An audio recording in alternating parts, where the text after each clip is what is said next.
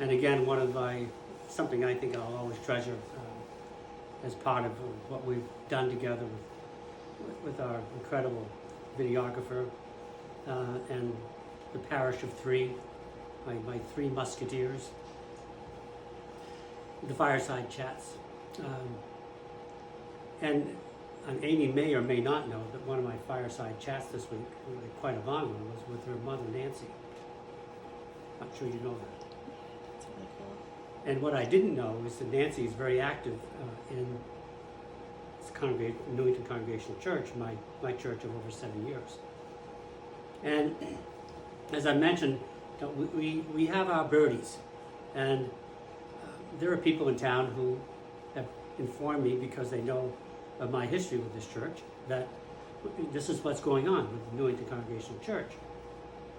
And I kept abreast, but Nancy was able to fill me in a little bit more because of her activism with this church. And I have to say, it was really wonderful to talk to a congregationalist and talk to someone with a history, in my church, this church here, which I live. I can see now. I can see the steeple from where I'm sitting. That's really a treasured part of the winter skate, because when the leaves are up, I can't see that interesting steeple. It's for I think a wonderful fireside chat. I want to talk to you about a conversation I had with Michael Allen. When I called Michael, I texted him during the week, and he wrote back and said, any time of the weekend is good for me. So I texted him on Sunday, and I said, is now a good time? He said, now is a good time. So I picked up the phone, and the first thing he asked me, he said, now Thomas, do you happen to know Evan Horahan? And of course, it's my son. I said, no, never heard of him. Never heard of him. I had fun with my son when I texted him this. I said, no, Evan Horahan. I said, he has to be a relation, because anyone with a strange name like Horahan has to be a relation. So I was kidding him. I said, yes, Evan is my son. He's 42. Michael, he said, was a little bit older, but he remembers Evan Evan attended Dover High School. And we chatted, had a wonderful conversation. Michael, as you know, at one point he said both of his grandparents on both sides were active in First Parish. Family's been married and buried and baptized at First Parish. A very long, rich history. And he's still very actively raising. He's got a blended family, still with young children, and as is the case with people, they're busy. And church for a season is not high. People are busy. They're just busy and are generally not active in the church sometimes for that season when they're raising their children. But I didn't wag any finger at him. I just said, Michael, yes, we'd love to have you back when you can. And he hadn't been tuning into the services. I said, well, I'm going to find out if you're not tuning into the service, we may have to cut you off the membership rolls. So we had a wonderful time. In fact, when we hung up, he called, checked in with his brother Andrew, and said, do you remember Evan Horahan? Now, Andy was active as Evan was. He sang, and Dover had a wonderful choral group. In fact, they went, I believe they went to Russia at one point. They had a very, very serious choral society. And I think Andy was in the chorus with him. And another contact, it was interesting. Michael's first wife, his former wife, Autumn, these names hadn't come up in my conversation with Evan. But Evan said, oh yes, Andy sang with me in the chorus, or whatever they called it. And they told me the funny story that Autumn dated at one point one of Evan's best friends. And I don't know, and I knew Chris very well. I don't know, whatever Chris did, he got grounded.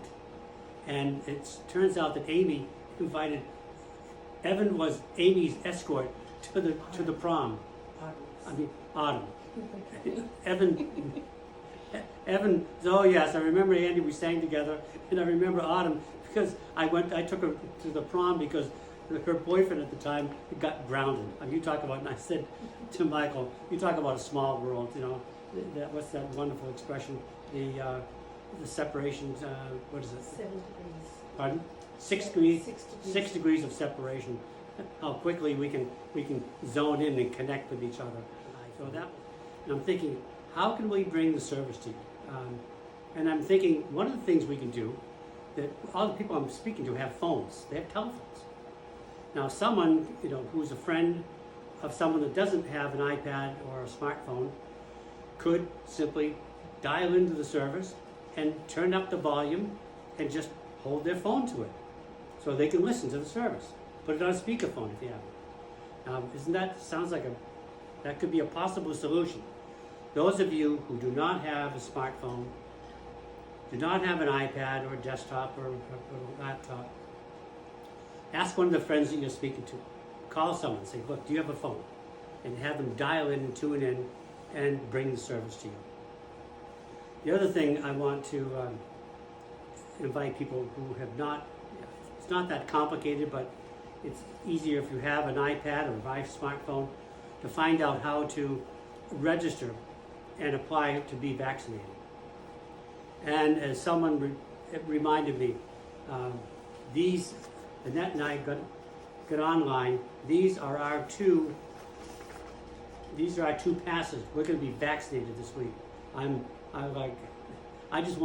the Moderna in that arm, and I want the Pfizer in this arm. I'd like to get them both at once. But we have these passes to be vaccinated. We'll be at the bus terminal in Dover.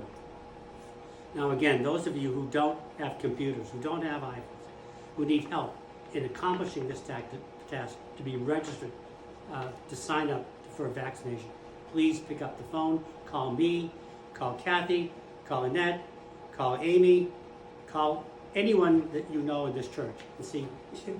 And dial 211. And dial, or just pick up the phone and dial 211. Pick up your phone and dial 211. That will get you to this point where you can receive that little poke in the arm, which will bring us together again. There you go.